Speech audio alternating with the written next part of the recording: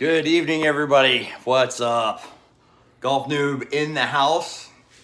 Welcome back to another episode of No Mulligans, where you, the audience, the viewers, the golf noobs, get to ask this guy all the questions. All right. Here to answer your questions tonight, whether you have questions about me, you have questions about golf, maybe you have questions about Golf Noob and what we're all about here. If that's the case, you've come to the right place. Thought I'd pick a nice special nook and cranny in the house for the live tonight. It's a pretty cool vintage World War II piece of artwork I've got. So only one person's tuned in so far. This may be a bust. I know there's a big important football game on tonight that a lot of you are watching. Who is it? I think it's San Francisco and New York, maybe? Chime in if you know the answer. Anyway, I got two people viewing now. Welcome to the channel, guys. Let me know. Make a comment. Where are you from? Where are you watching from tonight? And of course, at any point in time, if you got some questions, fire them off. And cheers, by the way.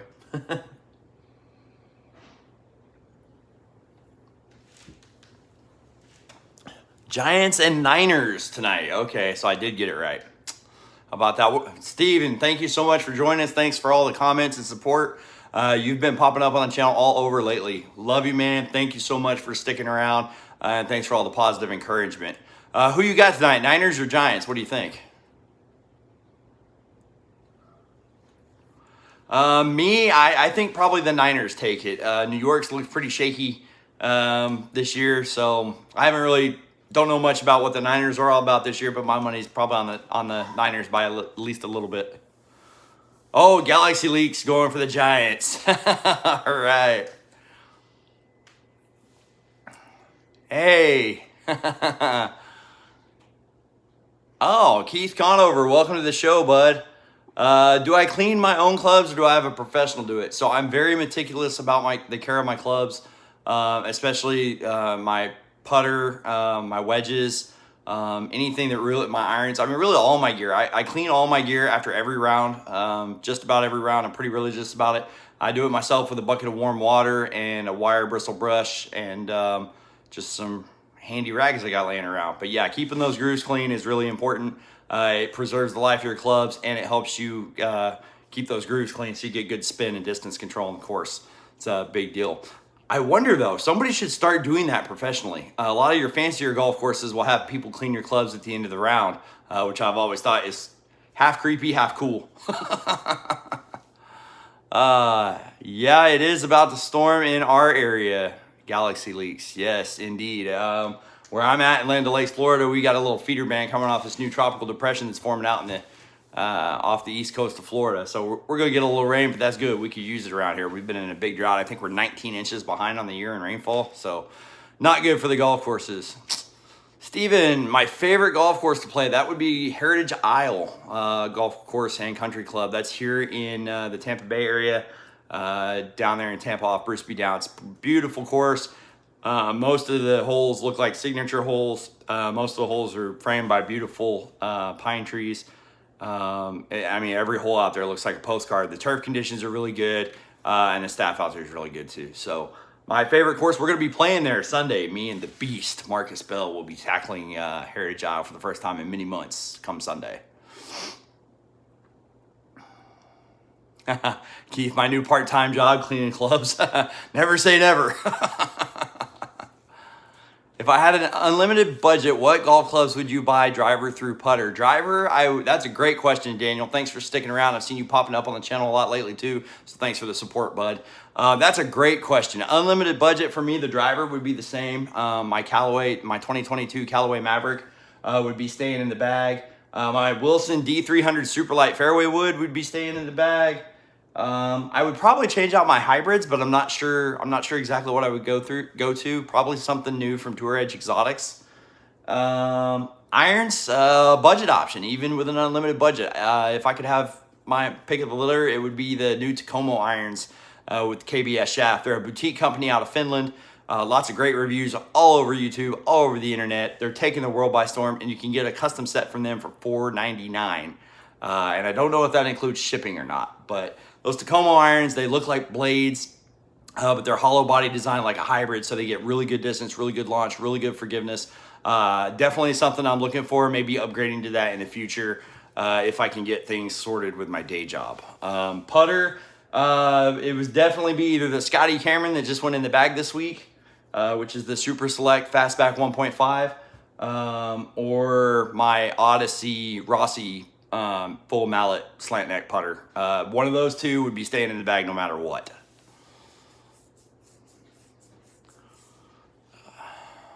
Hey Lou, thanks for joining us. Cheers, bud. Glad you could join us this evening. But yeah, so yeah, unlimited budget. Oh, unlimited budget. One thing I would change would be my wedges. I would probably swap out my Tommy Armour 845s, and I would go to Titleist Vokey on my wedges. I would do 52, 56, and a 60 in Titleist Vokey wedges. If I had that unlimited budget we were talking about. But those wedges, I think, run about $170 each, brand new. For that price, I got all three of my Tommy Armour 845 wedges, which have treated me spectacularly well. Is there a golf course that withstands floods and thunderstorms? Well, there are a few. Some golf clubs have really thick turf and have really good drainage systems. Those courses are going to fend off the water a lot better than some of your other courses that have old, outdated drainage systems or shorter grass. Or lack of water hazards to soak up some of that water. Those kind of courses are gonna tend to struggle a little more. Great question, Galaxy Leaks. Great question. Yeah, some courses can handle water, some can handle a little, some can handle medium, some can handle a lot. But yeah, it's not many can pull that off. Yes, Keith Conover, as you're well aware, I do have a day job. Steve, big fan of Cleveland wedges and products. How do you feel about old Cleveland clubs? So I was a huge fan of Cleveland's clubs. I'm still a fan of some of their clubs. I'm not a fan of their new wedges. Their new wedges that have been on the market for the last 3 or 4 years have not impressed me. I've owned 2 of them, and both of them did not perform well at all. Now, that being said, the older Cleveland wedges from 10, 12, 15 years ago, unbeatable. And if you can find them with grooves that are fresh enough at a good price, I say pull the trigger on those. Those wedges were absolutely phenomenal. Some of the best on the market, and could still keep up with some of today's latest, greatest offerings. But yeah, their new stuff I don't like so much. Probably my 2 favorite products from Cleveland right now is their new launcher irons, because they have milled faces, so you're gonna get a little more spin on your approach shots. And my absolute favorite is their Huntington Beach soft line of milled putters. They're like $150, and they're every bit as nice as a Scotty Cameron, but for literally half the price. Even less than half. I mean,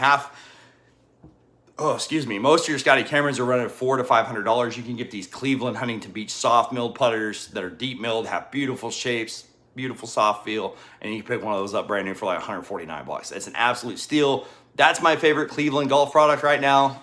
But yeah, for sure, their wedges revolutionized the game about 10 years ago. And your wedge is 10 years old, so you know what I'm talking about. Yeah, for sure. The Cleveland wedges from 10 years ago were great. Lou Metcalf, why don't you play your scrambles or outings? That is a great question. Lou Metcalf, I'm going to send you a prize just because you asked that question. That's how good a question that is. Guys, that is absolutely positively something we're looking at doing on the channel. It is in the works, hopefully. But the problem is I've got to get a bigger audience, and I've got to get monetized. If I could get a bigger audience, get monetized, we get around that 500 subscriber mark, I think that's probably going to be something we start looking into, maybe doing some scrambles or having some golf outings.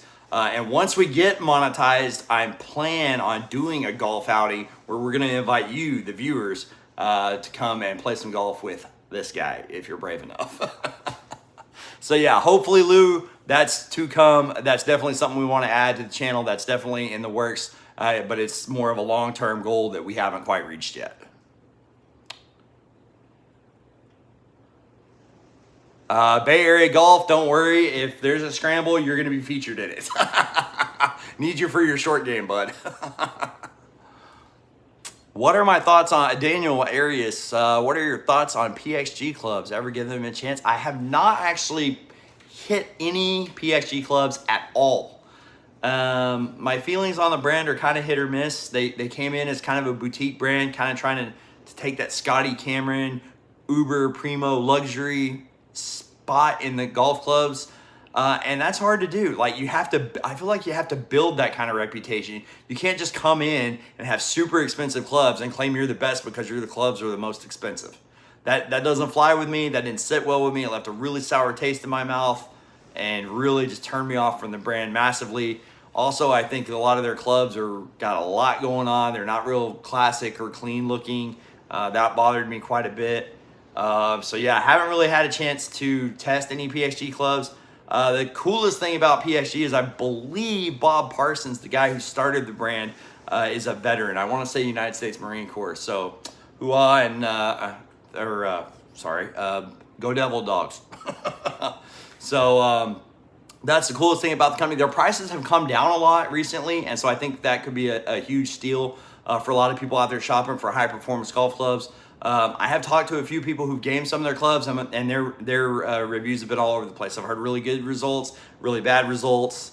So don't know. Really out on a limb on PXG. Not a brand I'm real familiar with. But now that they're dropping their prices and becoming a little more reasonable with their approach to the game, never say never. Could be a chance you might see some tests on that or some of that stuff coming to the channel soon. You never know. Especially Bob Parsons. Hey, if you're watching, man, send me some PhD stuff and prove me wrong. Okay, I'll film it on camera and you can make me look like an idiot. It's been done before. So PXG, Bob Parsons, if you're watching, send me some stuff. We'll test it. We'll see how it does. Lou Metcalf, your game for the scramble? All right, I'll put you down. Keith Conover looking for the beer cart, my man. Yeah, I can't argue with that. That's a good point for sure. Daniel, absolutely. That's another thing. So Daniel said he agrees, not the biggest fan of their marketing, but got to respect their military discount. That is 150% accurate. 150% accurate, and good on Bob Parsons and good on PXG Golf for taking care of our U.S. military, our first responders with those heavy hitting discounts. That's my favorite thing about that brand, bar none, by far. Lou Metcalf, why do I use yellow golf balls? Unfortunately, I have not been able to use yellow golf balls for quite some time.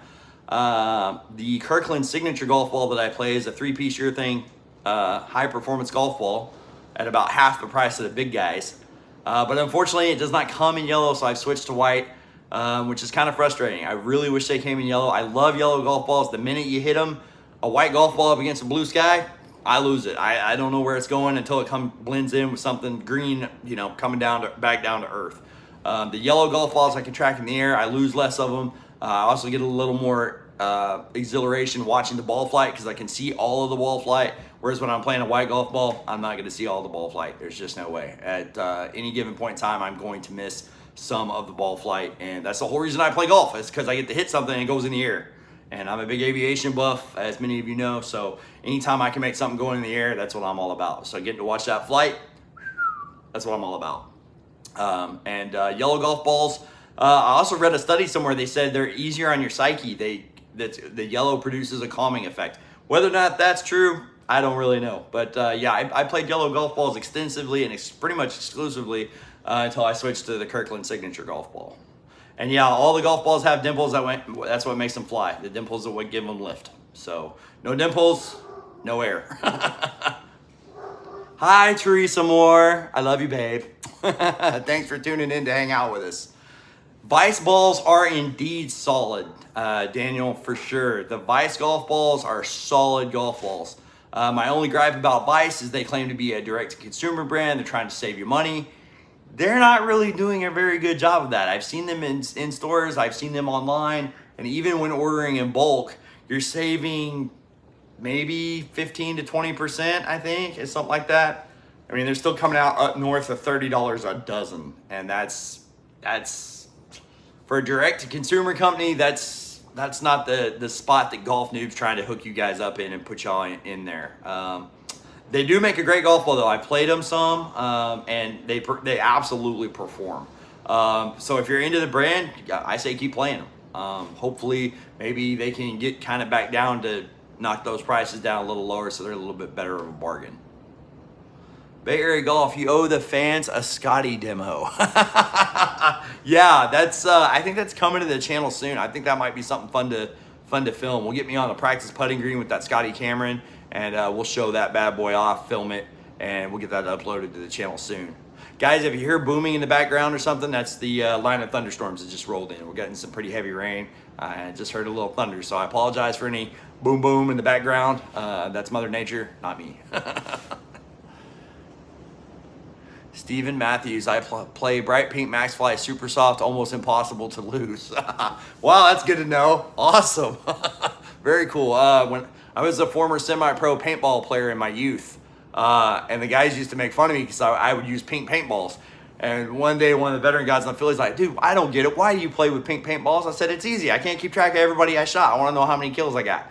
So I come in off the field, I just look for everybody wearing pink paint. And then I count them off, and then I know how many guys I tagged out in that round.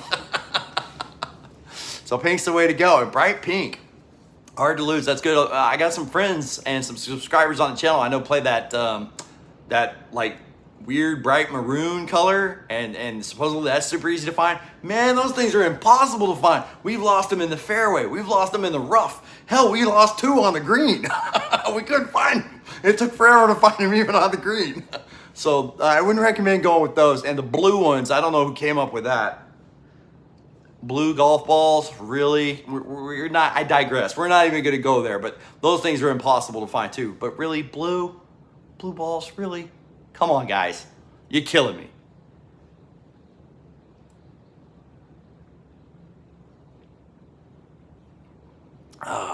OPG Clutchy, only if Ryan knew who this was. Okay. That's intriguing. Now you've got me. Whoever OPG Clutchy is, that's pretty interesting. Yeah, I have no idea who you are, and I wish I did. So yeah, you're right about that, 100%. And Keith Conover, your handle there, Crazy Mother, is absolute classic. That's pure gold. I'm just a little bit jealous. Lou Metcalf, what is a semi-pro paintball player? Did I make money? Yes, semi-pro paintball players do get paid. They make money through their sponsorships and through their tournament winnings. We were pretty small, so we didn't make a lot of money. Some of the teams that come from my area that were better, well-established, were playing for $25,000 in some of these tournaments. So $25,000 cash was up for grabs in a couple of these tournaments. There was one tournament that they had in Oklahoma that a lot of our guys traveled to, where 3 brand new Mustangs were on the line. So yeah, it's let me tell you, semi-pro paintball, it's up there. It's pretty serious stuff. Hence the reason I got out of it. Lou Metcalf, I do. So, Lou Metcalf knows who OPG Clutchy is. And I bet I do too. Gil, is that you? Oh my God, if that's Gil, I'm gonna have a coronary.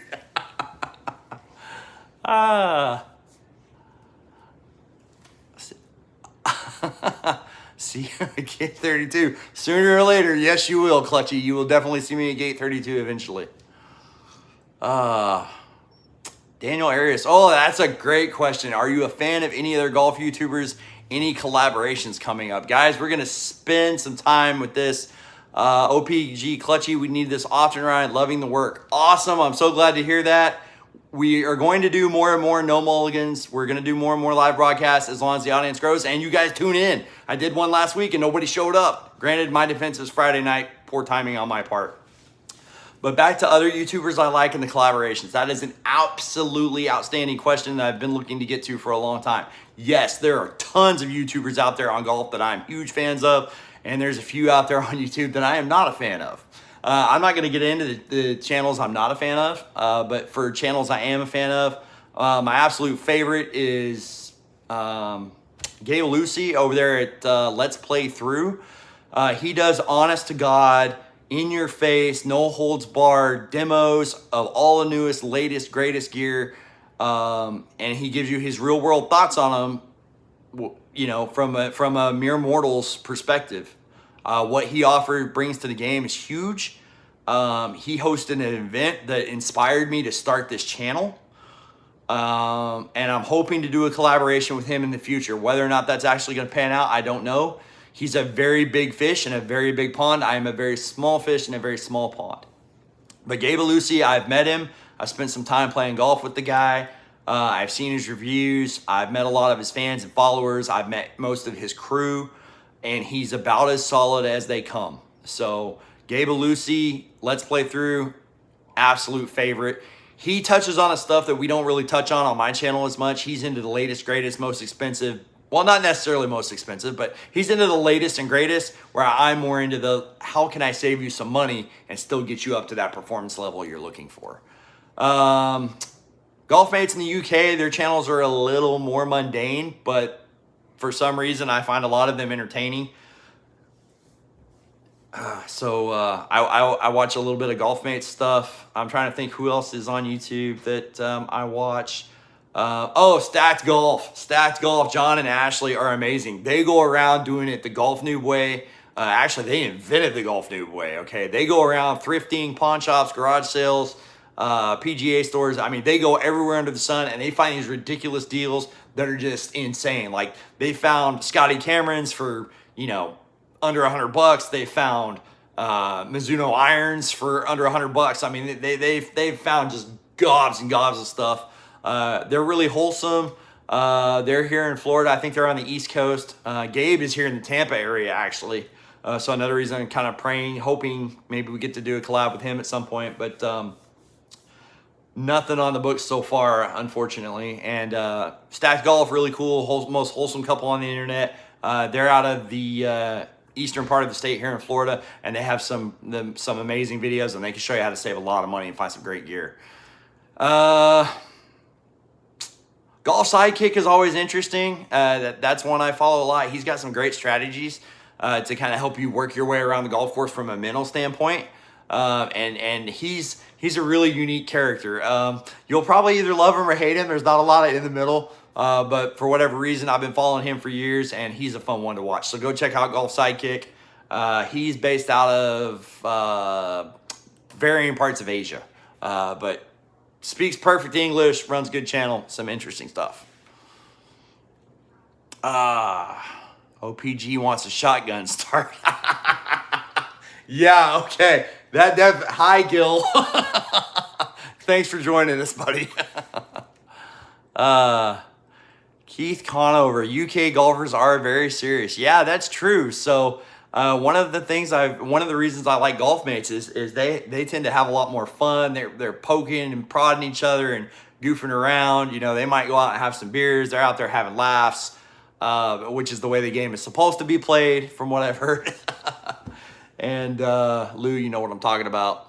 But yeah, these guys, they don't take it too seriously, and that's one of the reasons I'm a big fan. Yeah, I've noticed across the pond, you think Americans take their golf seriously, go check out some of those folks in Western Europe. It's different. It's on a different level. Hey, OPG Clutchy, if you want to learn golf, man, you know a guy. You know a couple of guys, all right? We can get you fixed up with clubs. We can get you to save some money. We can go out there, have some beers, have some laughs, play some golf, and blow up a scorecard instead of blowing up something downrange. But trust me, blowing up a scorecard is just as fun as blowing up stuff downrange. I've done both. So yeah, let's make it happen.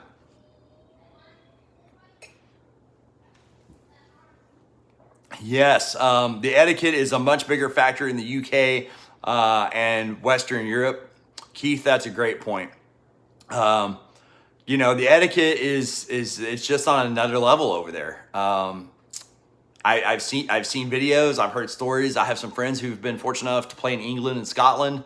John Maynor, buddy of mine, hope you're tuning in. Hope you're doing well, my friend.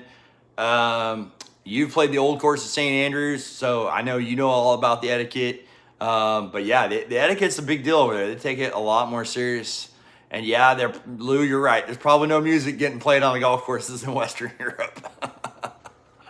No. Oh, Clutchy, no roving for me. I'm too old for that stuff, man. You know better than that.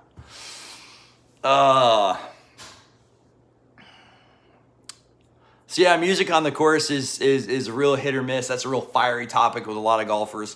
You know, I say if you're into it, it helps you play better and it helps you have more fun. As long as you're keeping it low enough not to bother anybody outside of your group, you're good. And then check with the guys in your group. If anybody in your group's not cool with music, shut it down, okay? That's just etiquette. That's the right thing to do, guys. Let's do the right thing.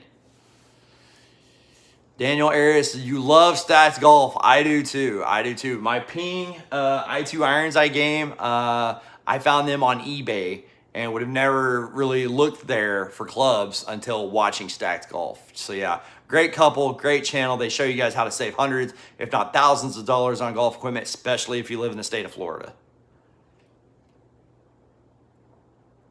Yeah, you will save tons if you can do that.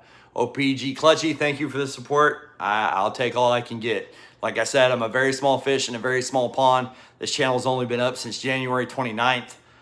We saw a rapid growth in the beginning that has kind of tailed off in the last couple of months. So it's turned into a real grind, and it's a little discouraging. So trying to keep at it, keep grinding. I do have 355 of you guys out there who are subscribed, so thank you for that.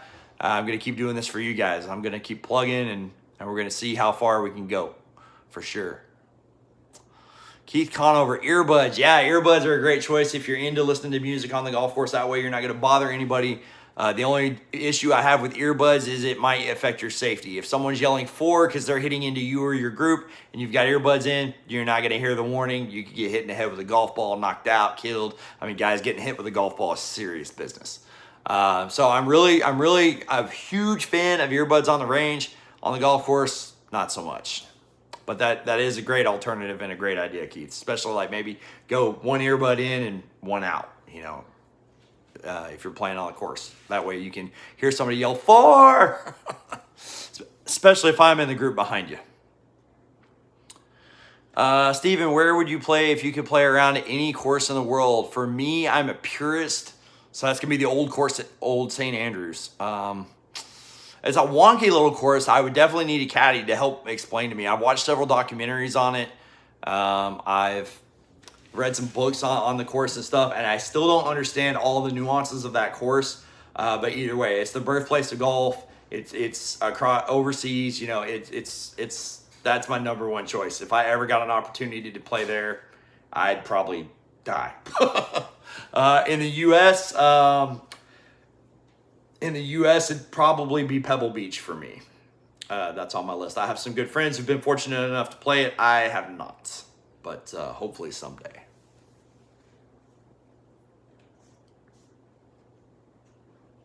Oh, you were the the rover at 36 today with the disaster lead.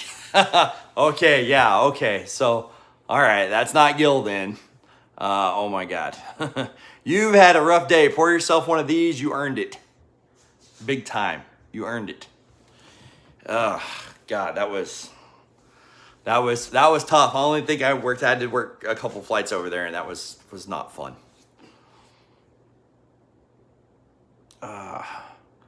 Lou, do I drink scotch on the golf course? Man, that's another great question. I am a huge scotch aficionado. Those of you who know me are well aware of that. I'm a whiskey aficionado in general, but especially when it comes to scotch. But the answer is no. I do not drink scotch on the golf course. If I'm going to drink liquor on the golf course, it's going to be Captain and Coke, and I limit it to just one. Usually if I'm having a couple adult beverages on the golf course, for me, that's pretty much always going to be a couple of beers, or like I said, maybe a Captain and Coke.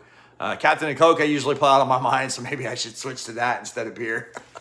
But yeah, I want to make sure I don't get too inebriated out there, so I have enough time to sober up, drive home safely, and so that I can still make putts without falling flat on my face.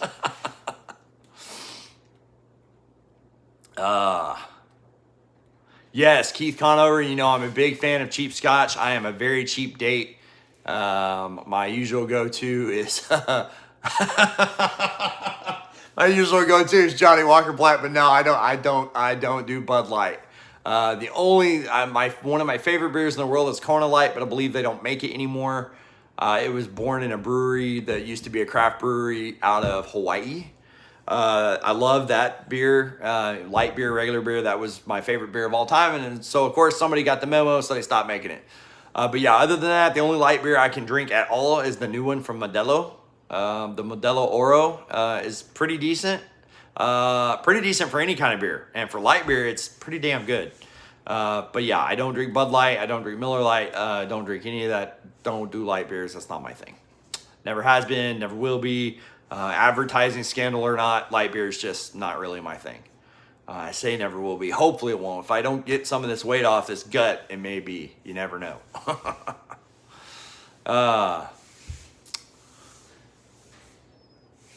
So we got 8 people now. That's pretty good numbers. I think our record is 9. So that's 9 or, yeah, I'm pretty sure it was 9. I don't think we ever really got to double digits. If we did, we didn't sustain it long. So thank all 8 of you who tuned in. It's a small start, but I want to do more of these. These are really fun for me to interact with you guys in a live format. That's really awesome. So I really enjoy doing these, and they're pretty healthy for my channel too. So I'd like to do more, but of course that only works if people tune in. So tell your friends, share, like and subscribe, share my videos. You know, let's get the word out there so we get people tuning in to know Mulligans. All right. And yes, Lou, that's right. Half of the people watching right now are probably from the company I work at during the day. That's fair. So cheap Scotch and Fuzzy's Tacos. Yes, cheap Scotch and Fuzzy's Tacos. Let's go. I'm there. I'm going to the car right now. Let's go. Love me some Fuzzy's Tacos. Place we had that in Texas, and it's one of the restaurants I miss most in Texas. Absolutely, hands down. So the fact that they just opened one about 20 minutes from my house is pure gold.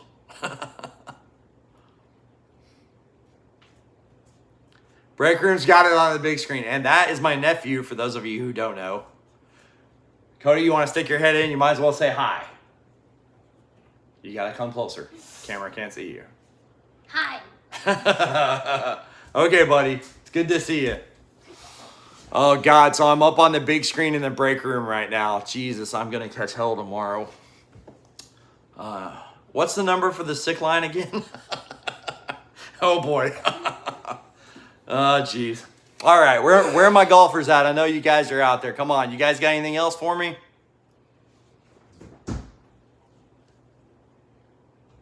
Yeah, if you've never had Fuzzy's Tacos, check it out. I can't vouch for all their locations. The one that just opened by me is off of 54, not far from the Veterans, and it was just like back home in Texas. I found out they have several other Florida locations, but I haven't visited them, so I don't know if they're as good as the ones in Texas. But the one over here off 54 in the Veterans, I can absolutely vouch for. That place is phenomenal, especially if you're into great tacos, great potato. So just go. You'll love it. You'll love it. It's amazing. Cody, you're a hit. You're a big hit on the channel, man. Good job. Hand Puppet, what's going on? Where are you tuning in from tonight? Daniel, great question. What is my best club and my worst? Well, normally, hey, stop messing with the lights. Cut that out. Normally, my best club in my bag is my putter. I'm typically a pretty good putter, especially for somebody of my 22 handicap. I putt quite a bit better than my most golfers in my handicap range.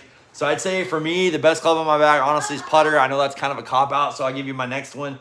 Next best club in my bag is my 8-iron. If I can have an 8-iron in my hand, there's a pretty good chance good things are going to happen. My worst club is definitely driver.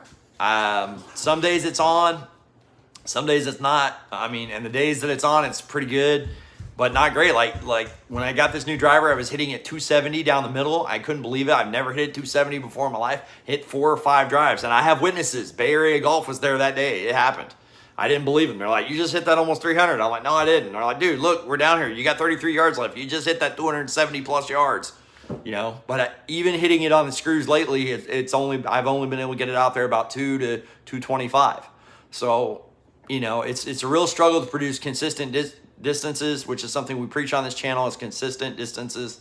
So that's frustrating. And then when I start hitting it bad, I can't keep it on the planet. Lou will tell you that's how I lose 20 golf balls around. Usually driver had something to do with it.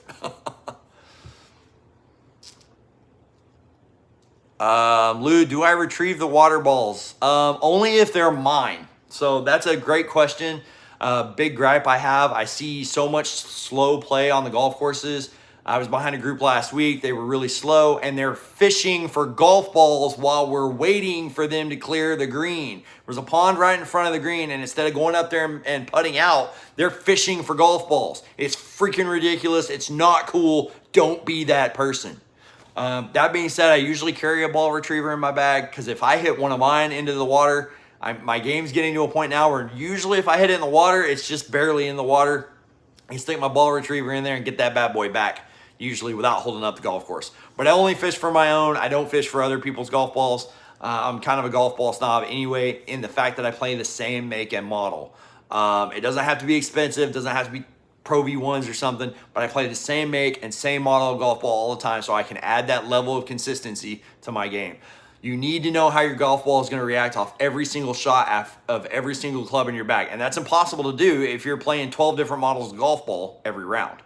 Okay, so guys, that gives me an idea. Light bulb. Okay, we're gonna do a video on that. Play the same make and model of golf ball all the time, religiously. Doesn't matter if it's a cheap ball, a mid-price ball, or an expensive ball. Play the same make and model all the time, and you'll start to learn how it reacts off every club in your bag, and that's gonna help you shoot lower scores. You can thank me later.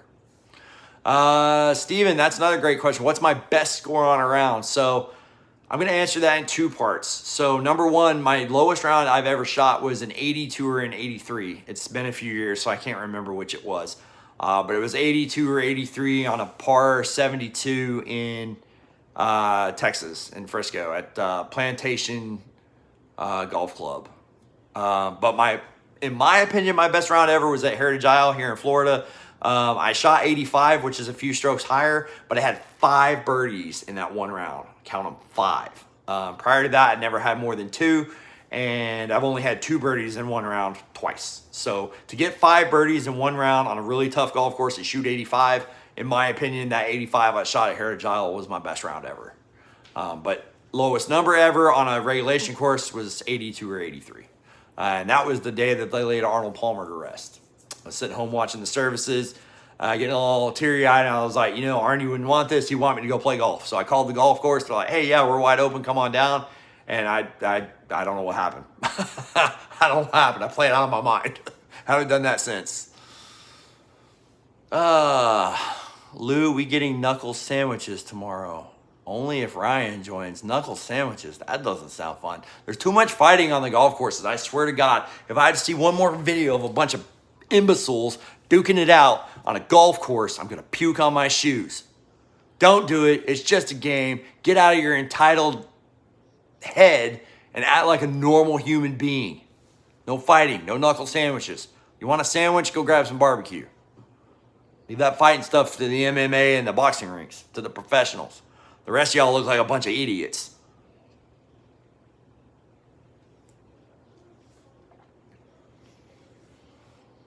Wow, your high is 2 birdies and still shot 93. That's not bad. That's not bad. You don't understand, man. That's not bad.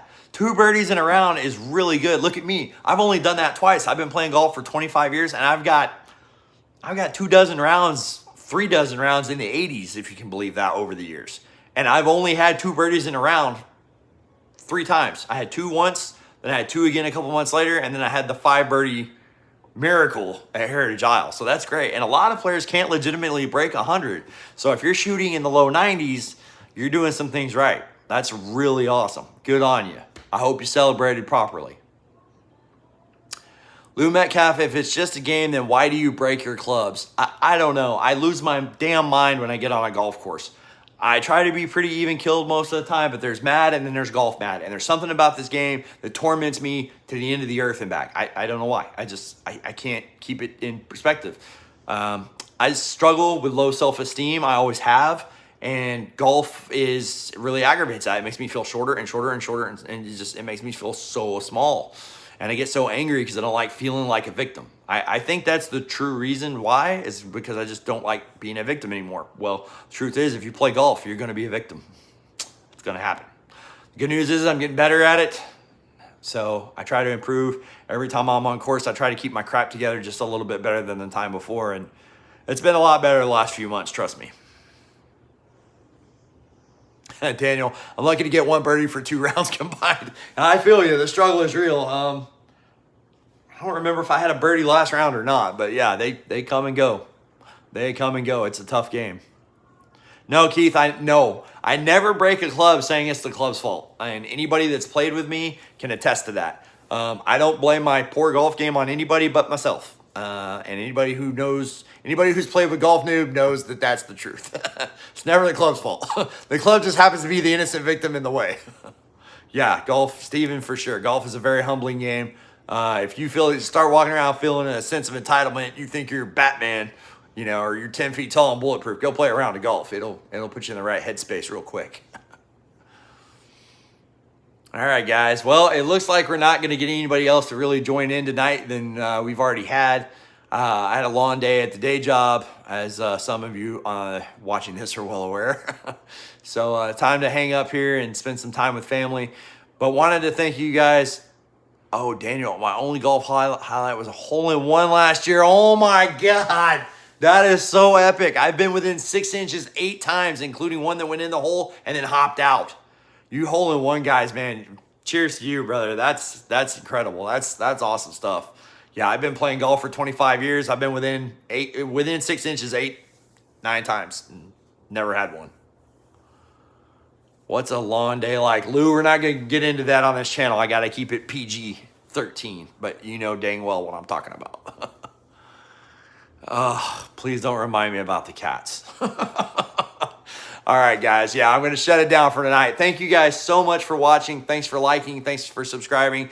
Thank you for all the heartfelt, encouraging words. Couldn't have done this without you guys. It's been a hard grind, and some days it's tough. So thank you guys so much for tuning in and subscribing, being a part of the Golf Noob community. And as always, thanks for the love and the encouragement. Guys, like, subscribe, share, tell your friends. Till next time, Golf Noob out. Play well, guys.